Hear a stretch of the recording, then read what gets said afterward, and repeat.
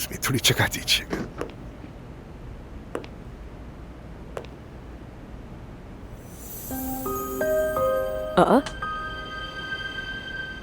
मुझे अच्छा नहीं लगा ये सोच के कि अकेले शो देखेंगी आप।